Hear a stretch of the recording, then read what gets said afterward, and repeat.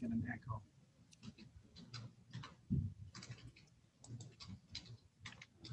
Okay, we are streaming. Shannon, put us on, please.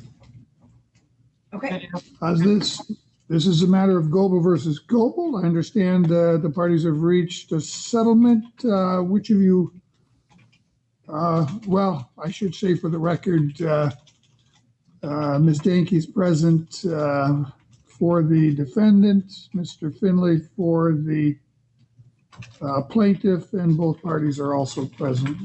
Counsel, which of you is going to put the terms on the record? Mr. Finley? Sorry. Did you want me to do Are that, you Mr. guys- Finley, or were you doing that? Oh, yes, please. Go ahead. Go ahead. You're more articulate than I am. Go ahead. All right, so the motions with respect to parenting time on Wednesday is denied. The motion with respect to mom's request for 3 weeks during the summer is denied. However, there will be a set schedule for parenting time. And what the plan is, Judge, is that dad's parenting time will include whichever weekend is his weekend. So it will either start for the weekend of Father's Day, or if that's not his weekend, it will start with Father's Day and continue through his following weekend. Mr. Finley, did your client agree to those two Wednesday 3 hour? I think it's 3 hours. Yeah. I'm sorry. Say that again. The 3 Did hours. you agree to those Wednesdays? Yes.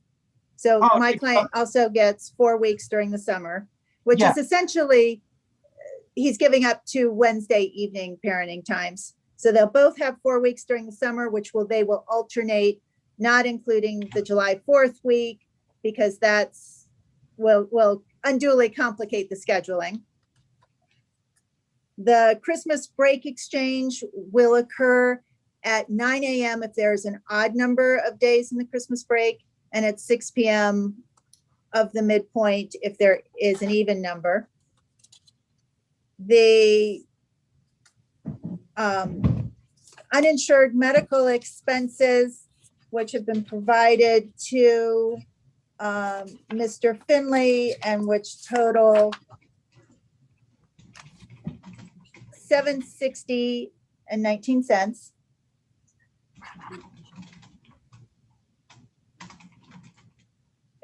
Shall be paid within 2 weeks. Say that again. Oh, and extracurricular activities, sorry. Extracurricular activities, $760.19 within 2 weeks. There is an issue with the HSA account that doesn't seem to have as much money in it as should be in it.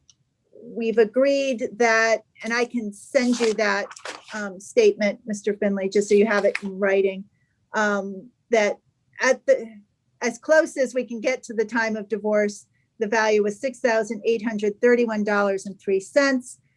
My client believes $500 was spent from that account toward the children. All of it was required to be spent toward the children.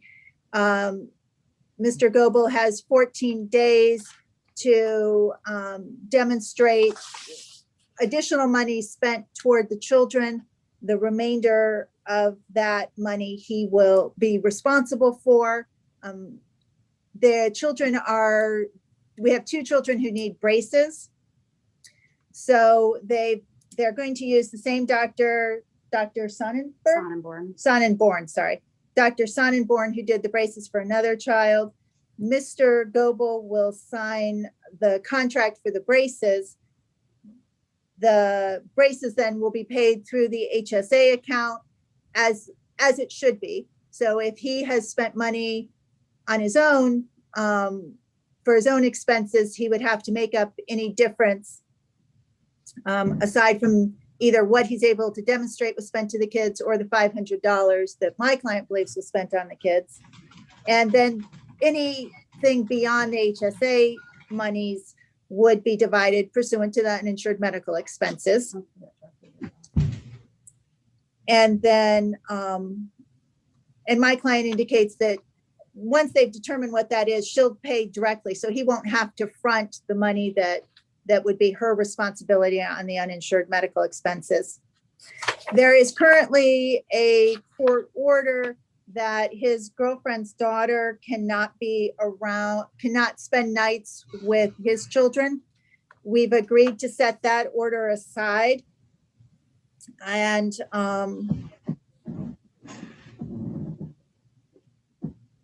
anything else? The only remaining issue was the restitution. Their daughter was charged, and I'm sure you saw our trial briefs. Their daughter was charged as a result of an incident that occurred with Avery Holcomb. That occurred in Mr. Finley's home, Mr. Goebel's home. Sorry, I was looking at the name. And the charge was assault and battery. The allegation was more of a sexual touching charge. The family was claiming originally $100,000 in restitution. We were able to resolve that with $2,000 paid in restitution, $750 paid in attorney fees, and the matter was sent to diversion. And we submitted as part of our exhibits the text stream, keeping Mr. Goebel in the loop with respect to what was being negotiated. The dispute is as to how those costs should be divided. And my understanding is that Mr. Goebel is arguing that he should pay $1,000 of the restitution. We're arguing that of the $2,000 in restitution and the $750 in attorney fees, he should pay the same percentage as the uninsured medical expenses, so that which reflects the parties' varying income levels. So we're leaving that final call to the court as to whether he has to contribute to the attorney fee and pay at a 50% level or pay at, I think he said 63%.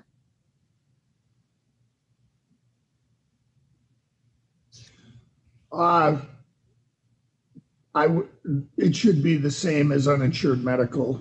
That's the payment ratio that the friend of the court recognizes based upon the respective incomes and child support being paid. I think it makes perfect sense for an obligation of this nature where parents are responsible for restitution. I think it makes perfect sense to do it that way.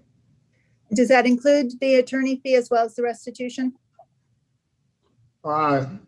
He was benefited by the attorney fees in getting the charge reduced. So yes, it would. Thank you.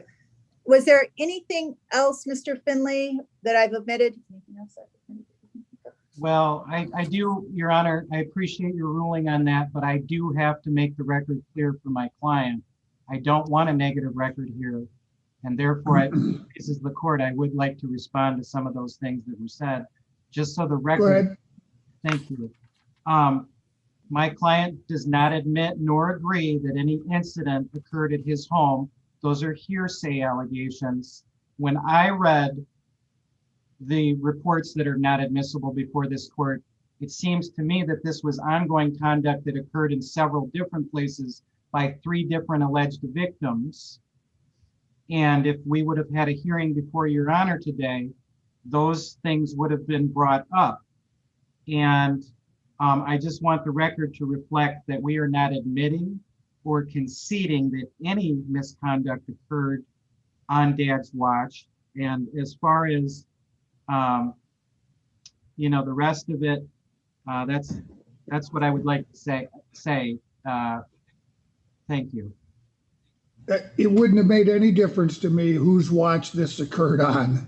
The reality is you got a child that's being charged with an offense and restitution of a significant amount that was being sought that got reduced. It wouldn't have made any difference to me where this happened. I appreciate that, Your Honor. I just didn't want an adverse record out there where it looked like we were admitting to something that is based on inadmissible hearsay. And I didn't assume that at all. Thank you. I realize there's probably a whole lot more to this than I really need to hear. But in the final analysis, it's been resolved and the resolution should be shared proportionally based upon their friend of the court order. Yes, sir. Yes, sir. What's the order to participate? So with that, Your Honor, we All so, the language he had in his order was fine. we so stipulate to the other terms that were put on the record on behalf of Mr. Goebel. Very well. Do either of you wish to voir dire your, that means question people, sorry. We lawyers like to use those words. Is that necessary? Not at my end, Your Honor. No, Your Honor. All right. I'm glad you were able to work it out. I think what I've heard definitely is in the best interest of the minor children, and I will approve it. As soon as I see a consent order, I will sign that. Thank you. Thank you, Judge. I do commend you for your hard work, counsel. I hope both parties appreciate the high caliber of legal representation that they've enjoyed in this case. And I also commend the parties for being able to reach agreement. I hope it sets a tone for the future. This file's a whole lot thicker than I ever like to see a file get. With your help, if you guys would work a lot harder to resolve things rather than